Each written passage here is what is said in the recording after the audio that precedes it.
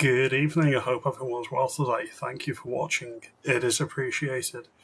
Happy Easter, hope everyone's had a lot of chocolate and maybe gone to church. What have I got for you today? Well, Migrant crime league tables to be published by the government for the first time.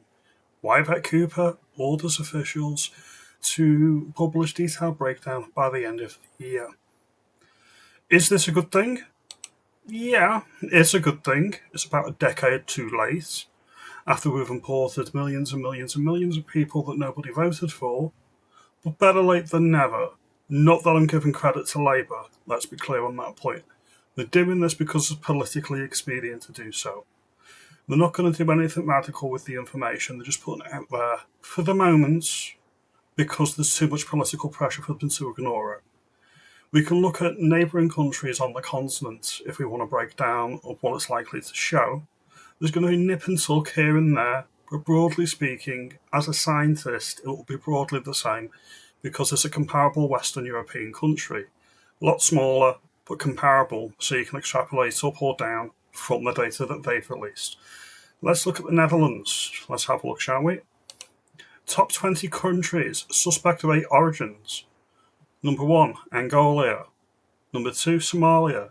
3, Sierra Leone. 4, Dominican. 5th, Morocco. 6, Congo. Algeria. Tunisia. Sudan. Iraq. Syria. Nigeria. Lebanon. Ghana. 1 European country, I believe.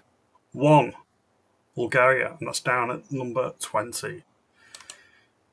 Anyone else surprised by this? I'm not surprised by this. It's pretty much to be expected. That's what anyone with a brain or working, analytical mind would tell you, that Western European countries are the exception, not the rule. Not everybody in the world is the same. People are different, cultures are different, and not all cultures are equal. Import the rest of the world, you're going to get people importing their values, their mindsets, and guess what? They're not like the West. They are different, alright? Diversity is not always a strength. Then we'll look at part 2 of this league table, alright? Where does the natives, the Netherlands, where do they actually rank in their own country? 54, alright? 54th. Okay? Open borders is not a good thing for anybody native to any Western civilized country, in my opinion. If you think I'm wrong, tell me. Say, Cheshire, you're absolutely insane. Damien, you're a racist bigot. I'm sure there's some people like Global Citizen that say, Damien, you're just a racist, xenophobic bigot. Tell me if I'm right, tell me if I'm wrong. That's what I want. Comment below. Let me know if you think I'm onto something here. Then we look at some final pieces of information regarding this. Alright, we've got some prison sentences for people in the UK. Let's have a look now. Convictions per 1,000. Albania again, outlier. Top. Congo 3rd, Moldova 2nd. I'm not even going to try and pronounce the 4th. Somalia 5th, Afghans, Morocco, Iraq, UK. Look all the way down in terms of arrest rates. Absolutely. If all of these criminals were deported from the country, how much better would it be? Just in terms of cohesiveness.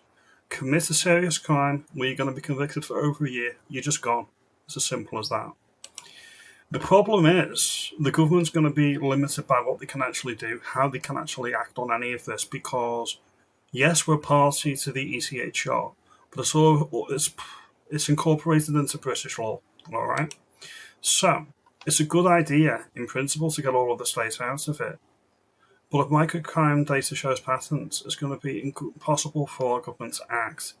Parts 8, 9 and 14 prohibit any decisive action. And leaving the ECHR doesn't alter that, for 2 reasons. First of all, part of our sovereign territory is permanently enshrined in the ECHR, as per the Good Friday Agreement.